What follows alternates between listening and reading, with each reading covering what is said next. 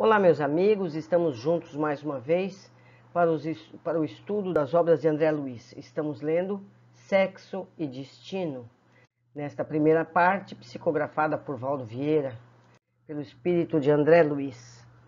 Vamos ver hoje o capítulo 11. Colaborando na assistência à dona Beatriz, que enlanguecia sempre, tornamos a ver Marita no encerramento da tarefa diária. Chegara novembro com chuvas torrenciais. Naquele dia, depois de algumas horas marcadas de canícula intensa, nuvens gigantescas ocultaram os picos, abreviando o crepúsculo que se adensava, abastecido de água e névoa. Copacabana molhada, nas horas de movimentação culminante, acentuara a algazarra. Todo o povo que transitava nas ruas parecia disputar a melhor num concurso de pressa. Maratona improvisada. Veículos despejavam filas enormes de pessoas, evidentemente sequiosas de tranquilidade doméstica, que vinham do norte e do centro. Carros fonfonavam no espelho irrigado do asfalto, pedindo vez. Transeuntes e encapuçados acotovelavam-se, esperando as conduções que vinham do extremo sul. A filha adotiva de Cláudio enlaçou o vasto edifício arrostado ao aguaceiro. O Copacabana ao Flamengo, o trajeto de ônibus, tão logo iniciado, fora rápido, e do coletivo até a casa o trecho do caminho constara simplesmente de alguns passos. Contudo, mesmo assim, despiu a capa diante do elevador, como quem deixava a piscina. Tudo frio e sombra em torno. Entretanto, mais dolorida que a tarde caliginosa, surgia-lhe a alma atormentada através dos olhos pisados de cansaço e vigília.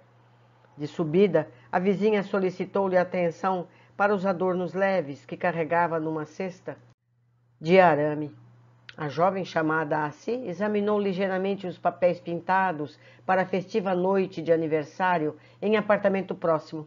Pronunciou automaticamente breves palavras de admiração e ensimesmou-se, abafada, para somente aliviar-se de algum modo ao reconhecer-se no recanto familiar.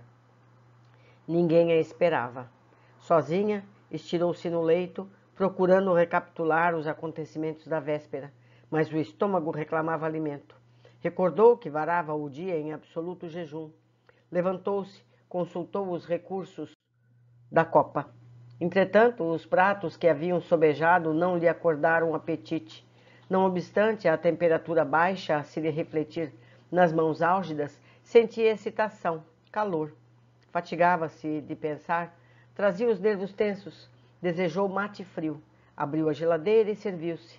Parou os olhos pestanejantes no telefone à distância curta.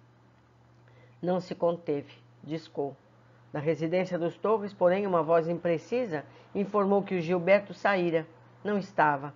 Ela esmoreceu ainda mais. Arrastou-se, tornando ao quarto, e descerrou a janela. Queria desafogar-se no ar fresco. Debruçou-se no parapeito, contemplando a cidade lá embaixo. Sob a chuva, os automóveis figuravam-se animais fugitivos. A moça refletia, mirando o casario iluminado, deduziu que milhares de pessoas aí se aglomeravam, suportando talvez problemas piores ou semelhantes aos dela.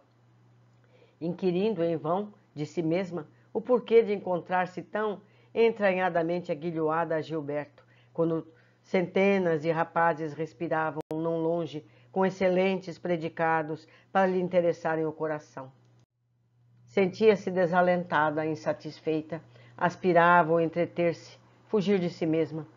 Inutilmente fez menção de envergar um casaco e descer à rua, a fim de se distrair, apesar do mau tempo. Entretanto, não era apenas a chuva copiosa que lhe frustrava os impulsos. O espírito almejava deslocar-se, o corpo não. Exacerbação e fadiga. Tentou engolfar-se na leitura, reacomodando-se no leito, depois de apanhar uma novela em que o marcador lhe indicava o lance interrompido. Mas lembrou-se de Cláudio. O pai adotivo raramente a atrasava e desde a véspera não conseguia recordá-lo sem temor. Reergueu-se e preparou-se para o descanso.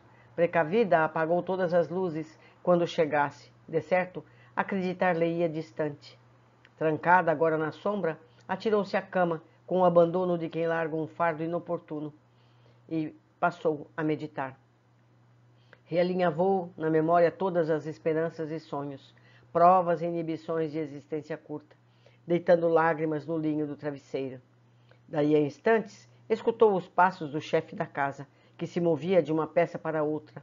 Pela sutileza do andar, percebeu quando Cláudio veio, muito de leve, espreitar-lhe o aposento. Experimentou a maçaneta, mas não insistiu. Ela e Marina aguardavam o hábito da vedação, ao se assentarem à noite. Ouviu o barulho inconfundível da garrafa em atividade. Logo após, assinalou-lhe o regresso à rua, ao mesmo tempo em que ele notava o nervosismo pela maneira violenta de cerrar a porta ao sair. Aliviada, fez-se menos inquieta. Marita achava-se realmente só, de vez que até mesmo os 2 vampirizadores do apartamento, ao que presumíamos andavam fora, ajustados ao companheiro. Horas passaram, lentas e difíceis. 11 em ponto, quando Neves e eu nos dispusemos ao socorro magnético. Oramos, exorando a bênção do Cristo e o concurso do irmão Félix a benefício da moça exausta. Mobilizamos as possibilidades de nosso âmbito estreito. Ela, a princípio, reagiu negativamente, empenhando-se na vigília, mas cedeu, enfim. Operamos cautelosos, reduzindo-lhe a capacidade de movimentação, obrigados que nos víamos a prever-lhe o intento de reunir-se a Gilberto, qual sucedera na véspera. Efetivamente, desligada do corpo, expressou completo alinhamento, sem manifestar o mínimo interesse no ambiente. Absorvida pela paixão que lhe empalmava todas as forças, monologava, ideando alto. Gilberto, onde está Gilberto? Tentou equilibrar-se, entretanto, rodopiou vacilante. Alguém que me ampare, mendigou aflita. Preciso encontrá-lo, encontrá-lo. Apoiamo-la, prestos. Iniciávamos a saída quando se abeirou de nós simpática senhora, desencarnada, declarando-se mensageira do irmão Félix, que nos esperava num posto socorrista. Prestimosa abraçou a paciente com um jeito característico da mulher e pusemos-nos mais facilmente a caminho. Demandaríamos bairro próximo, onde respeitável instituição espírita cristã nos ofereceria aconchego. Instruiu a recém-chegada, que nos apresentava sob o nome de irmã Persília. Notei que Neves e ela permutaram delicadezas mudas, revelando conhecimento anterior. Persília, contudo, não se demorou em qualquer consideração individual. Mais entregue ao trabalho que a si mesma, conversou com a frágil menina, encorajando-a. Esforçava-se por descentralizar a atenção, apontando quadros e ocorrências do trajeto, sem resultado. A moça não apresentava outros pensamentos, palavras e objetivos que não fosse Gilberto. Fascinação, enredando todos os reflexos. A cada apontamento afetuoso, revidava perguntando em que lugar e a que instante seria finalmente conduzida à presença dele, ao que a benfeitora respondia com admirável senso materno, sem a menor expressão de chiste ou desagrado, qual se palestrasse com uma filha doente, procurando reajustá-la dentro da amorosa solicitude, comportamento esse com que nos impelia a imitação. Nem Neves nem eu nos sentíamos dessa forma inclinados a considerar, de maneira negativa, nenhuma daquelas frases francas de menina moça, que lhe denotavam os estímulos sexuais, limpos e inocentes, convertendo-a naquela hora em criança extrovertida. Alcançando o recinto de atividades espirituais que nos erguia por meta, fomos acolhidos pelo irmão Félix, em pessoa, acompanhado de mais 2 amigos. O instrutor enterou-se-nos de que nos recebera o comunicado, acentuando modesto que, dispondo de algum tempo, deliberava vir ele próprio examinar o que sucedia. Marita contemplou estática, indiferente, figurando-se aparvalhada, absolutamente inepta e distante para avaliar a importância do sábio que a brindava com paternais gentilezas. Mentalmente, encravada nas recordações do jovem Torres, as indagações que propunha dariam de certo para escandalizar, não estivéssemos preparados a fim de escutar-lhe os conflitos.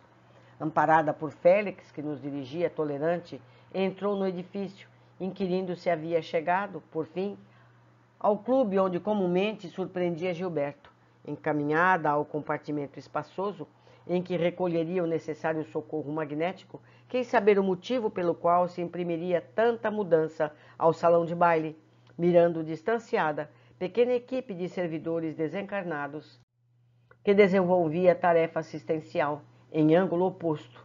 Alegou que a orquestra não devia adotar silêncio contínuo e, escutando as buzinas que guinchavam na rua, procurou descobrir se Gilberto vinha chegando para dançar. O raciocínio obliterado, qual se achava, lobrigava por fora as criações mentais que arquitetava por dentro, sem ligeira noção da realidade exterior. Félix, no entanto, ouvia-lhe todas as manifestações inconsideradas, com a ternura de um pai, grave sem aspereza, compreensivo sem atitudes açucaradas que lhe comprometessem a autoridade de educador. Replicava sempre entre a bondade e a circunspecção devidas a um enfermo, abstando-se de melindrar-lhe os sentimentos ou de encorajar-lhe as ilusões. Instalando-a em ampla cadeira, fê-la descansar na hipnose tranquila. Calou-se Marita, ilhada nas memorizações em que se comprazia, ao passo que o instrutor lhe ministrava passes balsâmicos. A operação magnética foi longa, minuciosa. Em seguida, Félix rogou-lhe falar, expondo o que mais anelasse de nós, ao que a moça gaguejou, acanhada, suplicando a presença de Gilberto, asseverando que alimentava dúvidas sobre se aquele era realmente o grêmio em que se entrevistavam. Pediu socorro, proteção, inclinou-se para Persília no impulso da criança, quando tem fome de colo materno, e chorou, de manso, como a implorar que não a detivéssemos. O irmão Félix, compassivo, informou-nos, sem que a paciente lhe penetrasse o fundo das elucidações, que, infelizmente, a intervenção afetuada em favor dela não poderia ultrapassar a superfície, prevalecendo tão só para a sustentação do repouso físico, que a paixão juvenil se convertera em psicose grave, que a pobre menina se deixara arrastar pelo desvario afetivo, a ponto de cair no pior tipo de possessão, aquele no qual a vítima adere gostosamente ao desequilíbrio em que se consome. E acentuou que lhe consultara o organismo no sentido de lhe atalhar a alienação mental começante, com o socorro de alguma enfermidade séria, que ao arrojá-la no leito lhe modificaria a mente, predispondo-a a diferentes impressões. Entretanto, o corpo da jovem não se mostrava habilitado a receber esse gênio de amparo. Marita, sumamente desorientada e enfraquecida, desencarnaria no desajuste orgânico mais pronunciado que viesse a sofrer em caráter providencial. Não surgia outra alternativa senão a de esperar pela resistência moral dela própria. Convidados a escoltá-la até em casa, Neves, Persília e eu colocamos-la-nos de volta. Marita não revelava aspecto algum para melhor quanto à condição mental, mas o auxílio magnético surtia efeito imediato e salutar, porquanto, reajustada ao corpo denso, passou a repousar sem agitação, pelo que deixamo-la dormir profundamente. Despedimo-nos de Persília ante o céu estrelado, e de novo a sós, talvez porque me sentisse a indagação inarticulada, Neves confidenciou: André, você conhece essa senhora? E ao meu silêncio negativo, e em meu sinal negativo, essa é a mesma que eu vi no cabaré, quando agredi meu genro, num gesto impensado. A desconhecida que me apoiou no regresso ao aposento de Beatriz, apenas com a diferença de que hoje não traz consigo o distintivo luminoso, mas não tenho dúvida alguma, é a mesma pessoa. Interessante, meus amigos. Vamos às observações. Vemos que a espiritualidade tem caminhos que podem nos parecer difíceis para ajudar Marita. Cogitaram atalhar a alienação mental começante com o socorro de alguma enfermidade séria, que ao arrojá-la no leito lhe modificaria a mente. Mas a menina não suportaria tal recurso. Estava muito desgastada. Então, veja o que comumente aparece. A gente já viu em outros estudos a espiritualidade promover um mal físico qualquer para tirar a pessoa do círculo vicioso em que se encontra. Mas no caso de Marita, ela cairia em depressão tão profunda que poderia então desencarnar, chegando ao objetivo que ela pensou antes do suicídio. Então não convinha que assim fizessem. Segunda observação, Neves observa que conheceu Persília em dias anteriores, quando tentou agredir. Félix também se mostra familiar a esse grupo de estudo.